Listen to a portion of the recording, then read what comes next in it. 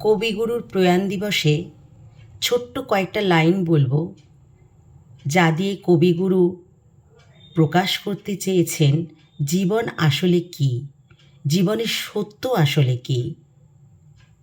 শেষ নাহি যে, শেষ কথা কে বলবে, আঘাত হয়ে দেখা দিল আগুন হয়ে জ্বলবে।